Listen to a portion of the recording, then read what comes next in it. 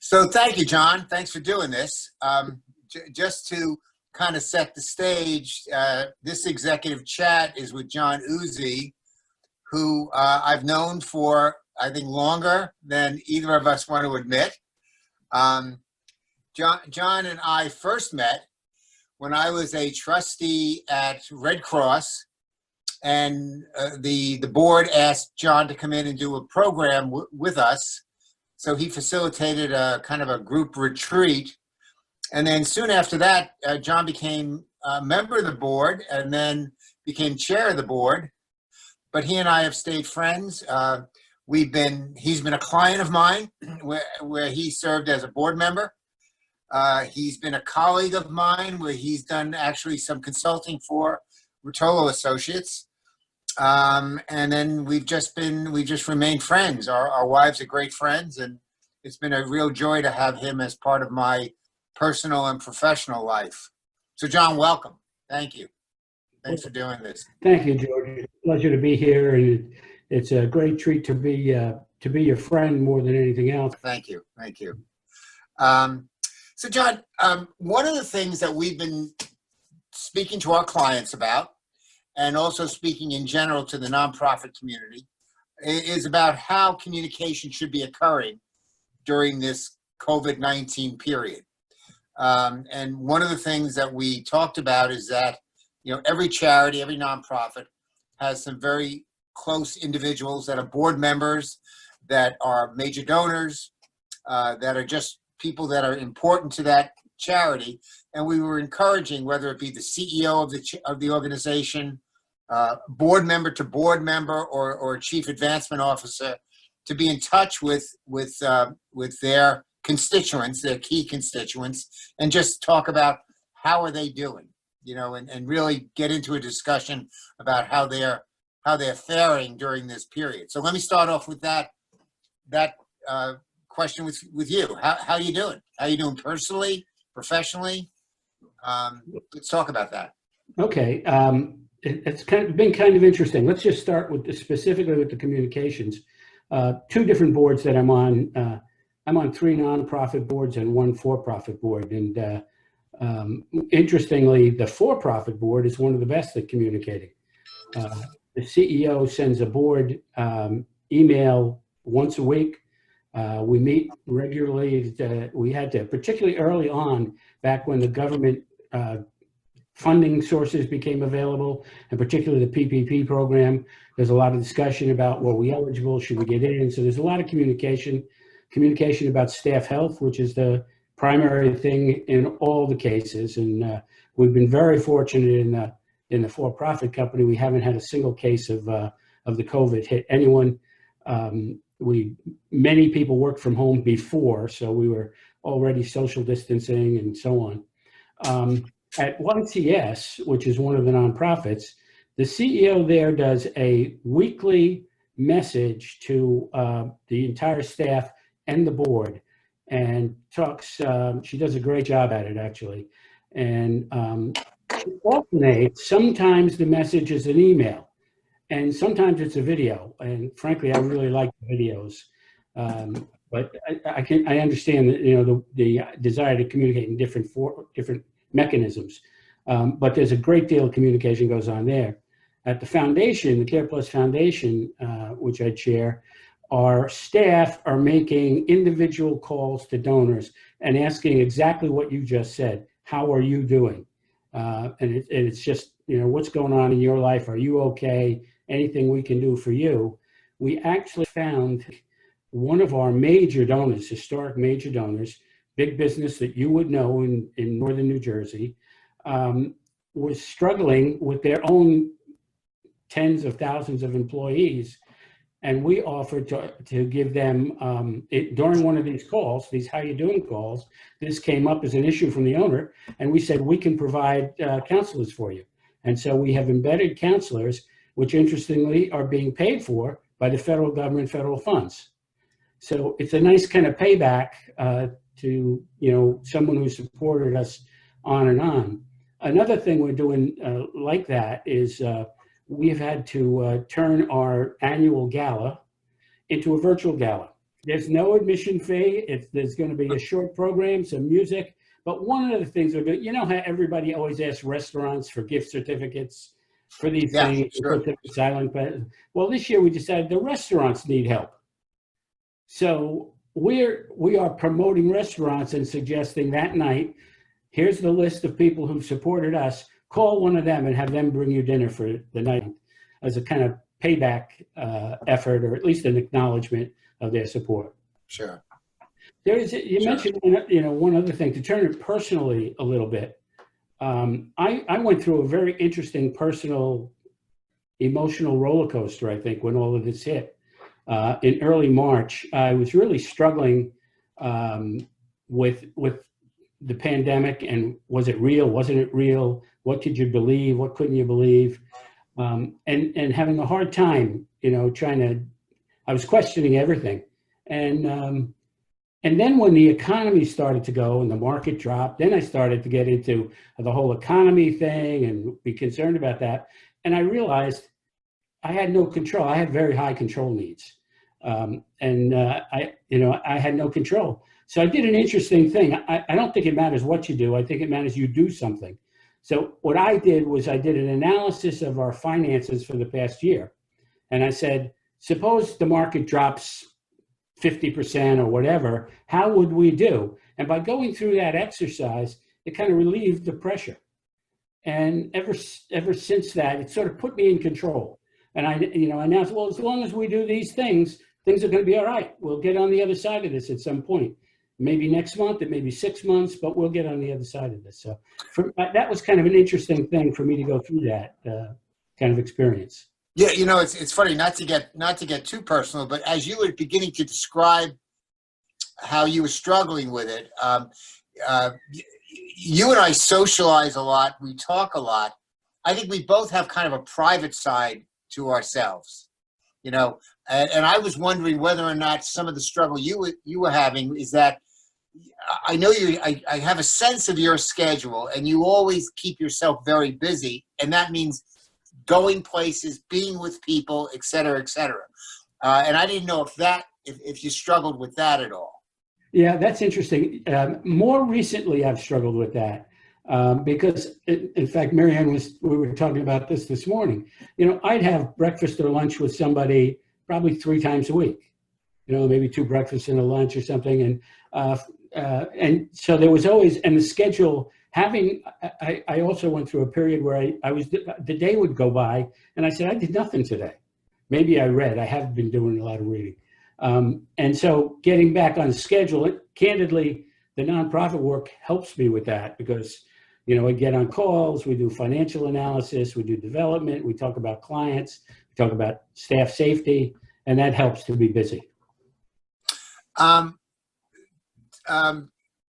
Pivot, if you could, to the whole discussion surrounding philanthropy.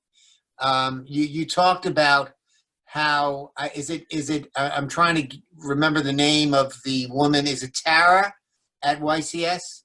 Tara is the CEO at YCS, yes. Okay, so she has been doing these things with staff and the board, and you were very astute to discuss the different channels, because one of the things that we're trying to convince and counsel our clients about is don't use the same channel of communication. If you do video, then switch it up with email and maybe even some snail mail, depending upon who it's going to. Because the beauty about snail mail today, well, the negative part of it is that it's coming through the mail and you have to touch it. Yeah. But the thing is that studies that I've seen recently, which promote direct mail as opposed to electronic communication, is that people have a harder time throwing out something that they get from somebody they know. We all get solicitations that we don't have any relationship with, and we just check them. We don't. Many of us don't even open them. Right. But when we get something from someone from some charity that we know, a lot of times we'll keep that, and even if we don't act on it, we might keep it on our desk. So getting back to, if you compare Care Plus to YCS. And I remember you talking about what Tara's doing. How about what Care Plus is doing? Yeah. In that regard. What Care Plus is doing, the CEO there, Joe Mascindaro, is doing more in-person stuff. So, for example, as a board member, he'll call me for no reason. Just, he says, this is a check-in call. How you doing? Here's how I'm doing. And then I ask a question, how's the staff? What's going on? And he's very good at that. So he's more on a one-on-one kind of a take. The foundation chair, Christine, is doing more donor outreach. And we've had some amazing positive examples there. Two things come to mind. The brother of one of the staff members was hearing some of the things that was happening in COVID. And what the Foundation Care Plus has done is we've kind of expanded our mission a little bit to say we can provide help for clients lots of ways. So we're providing food, we're providing rent payments. We have a young man who is getting a scholarship that is going to be awarded June 9th. And he called us and he said he can't take the scholarship because he lost his job and his savings are going to have to go to pay his rent. So he's not going to be able to go to school. And we said, we'll pay your rent and we'll give you the scholarship. And that'll get him through 2 months till the job comes back. So we're able to do things like that. Christine reached out to a restaurant tour donor. This is I think an interesting story, who had historically donated things in the past, and she just did an outreach to him. And he said, well, I want to really help. And so he donated meals for 20 families in our partial care program. These are people who typically come to the office, only now we're doing everything by telehealth in both YCS, and not everything, but many things by telehealth. And so they don't come to the offices anymore. So this gentleman provided the meals and they were delivered by staff to our clients. We then, through conversations, and you know how this goes, we asked him to join the board. He's agreed to join the board. And I was talking to him the other day and he said, you know, John, I went and I told my mother what I was doing, that I was joining the Care Plus board. And he said, she started to tear up and started to cry. And I said to her, Mom, I don't understand what's going on. And she said, that was the organization that helped your aunt when she had problems. And so, you know, the cycle of life, things come back to one another. So interesting examples. I think the other thing in philanthropy, I'm going to jump a little bit here. Because of one of the things at YCS, we run 34 residences for children. And they range from 4 and 5 kids in a home to the Holly Center, which has about 65 young people living in there. The immediate problem was when schools went online, we didn't have access to technology equipment for these kids. I think the Holly Center had 1 computer. So how were they going to do school online? So the foundation immediately went and started calling donors, got I think 50 was in the initial, 50 laptops, all kinds of computers for the schooling. But simultaneously, that telehealth needs grew. And in both Care Plus and YCS, neither agency had enough equipment to meet the need for the the video doctor's visits. And in both cases, the foundations have gone out. And people are very willing. And I think it's a very specific ask. You know, here's what we need and here's why we need it. And so people who have the resources and are trying to find ways to be helpful, that's a good way to be helpful. So I guess you would say the focus of the asks with both YCS and Care Plus has been a result of COVID-19 and the effect it's had on the respective organizations. And I guess also special events had to be canceled. And did you do something in that regard? I know you talked about the gala. Yeah. But any other? Yeah, we just first of all, while I think COVID triggered some of this activity for philanthropy, I think it's broader than that. We have another donor who did step up for COVID made a significant donation and has already pledged it for next year. So he's now, he's now getting engaged in the organization. In terms of events at Care Plus, we were going to be doing some cultivation events. We're going to do some thank yous, we have them planned, and we're going to do one at the BMW dealership in Rochelle Park, I think it was. And so that's been canceled. A number of things like that. Some other things, however, we're going to be doing a music concert series, all virtually. At Care Plus, we've kept the office open a little bit. Most people are working from home, and there's no group clients coming. One-on-one clients are coming to the offices. So we've maintained, we maintain the social distancing, the masks, the cleanliness. The offices frankly, all three of the agencies that I'm involved with get cleaned 3 times a day. With the antiseptics and all of that. Even in JPR, where people are working from home, we still clean it 3 times a day in case occasionally somebody has to come in for some reason. So John, I know Marianne, your wife, who is again a dear friend and somebody who I consider a real force in the area of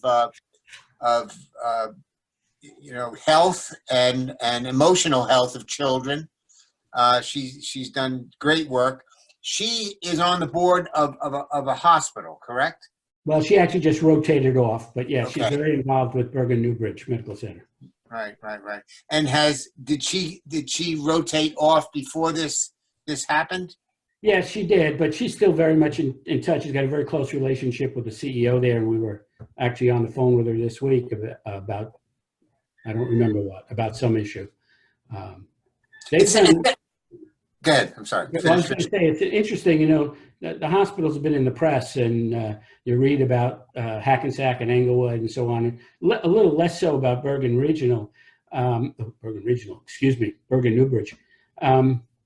But they run 2 nursing homes on that campus, and they have not experienced the same degree of challenge that the other nursing homes, one of which, the Paramus Veterans Homes, is literally across the street.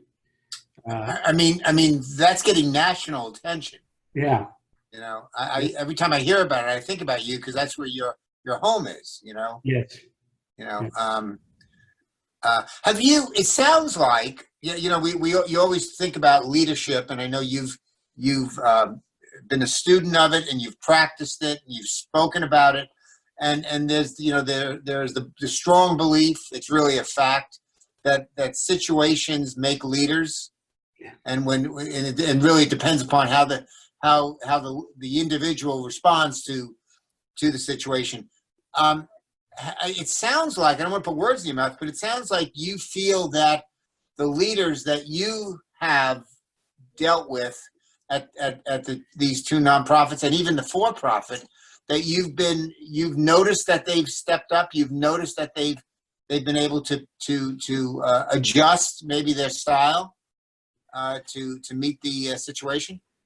Yeah, I'm not sure they adjust their style or use the style they have, because they're different, three different people. But I do think they've stepped up the volume.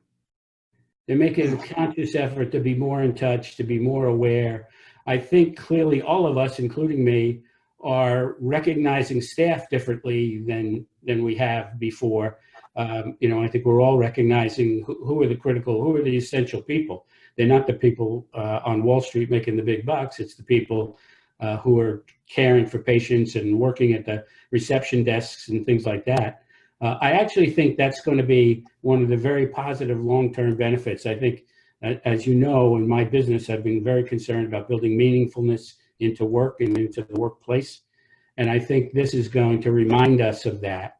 And hopefully we'll have a tail. So when things settle down into whatever the new normal is going to be, that the recognition of meaningfulness stays important, that work provides that for people. So yeah, I've seen an increase in the volume, but I think they're still the same people that they were.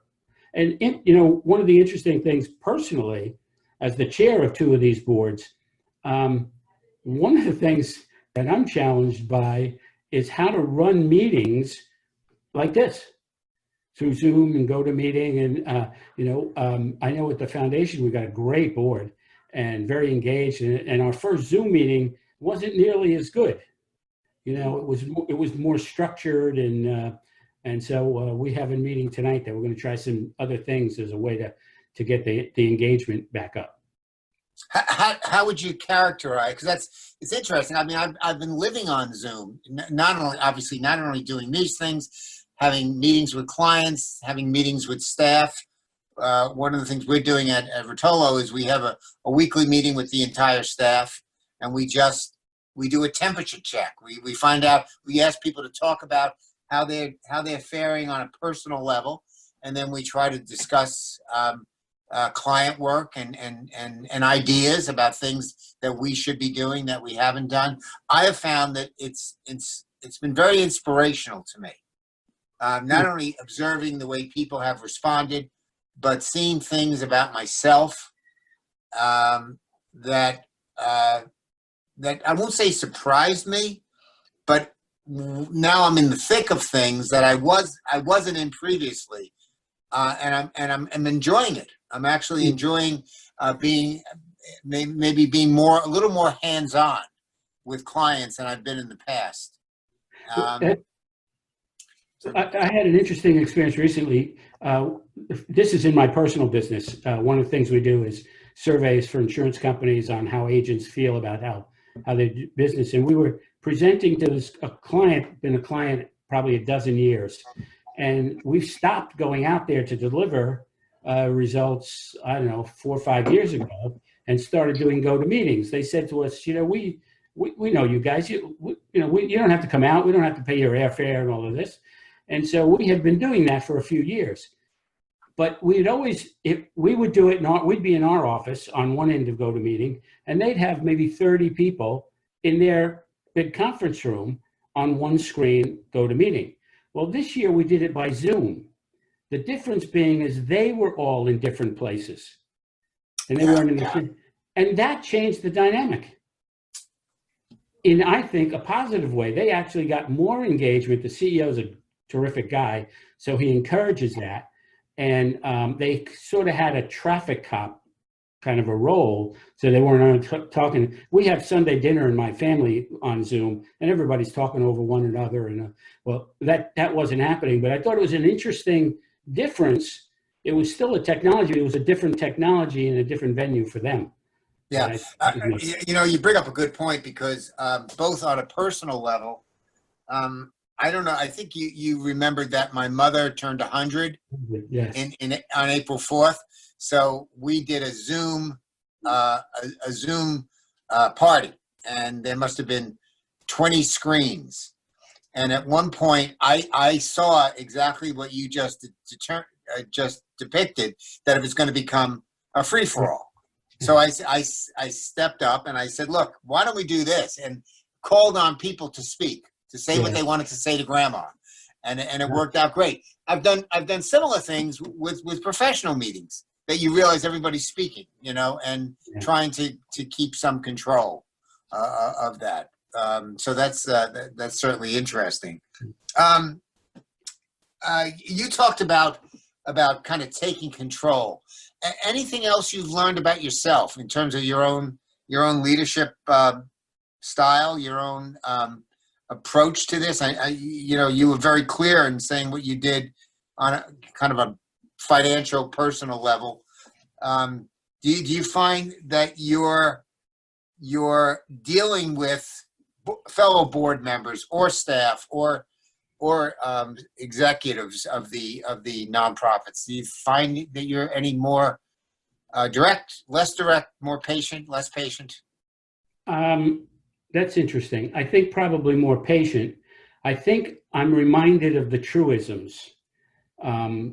One of the things I've done is pick up the phone and call other board members and say, "How you doing?" What, and I think during the routine, those things happen less often. That this incident kind of reminds you, "Oh, I really should do this," and so I guess I'm learning that that's right. I'm being reinforced in those decisions. One of the things I do think you have to do is find out what's the communication mechanism for the other person you're dealing with. I know there are people I deal with that picking up the phone is the right thing. Other people send them an email. That's the way they like to communicate. Other different kinds of ways to do it. And I find the itch for the social engagement, I think, is also something I'm struggling with and I'm actually trying to do more friends calls. You and I'll call one another periodically, and so I'm trying to do more of that kind of stuff.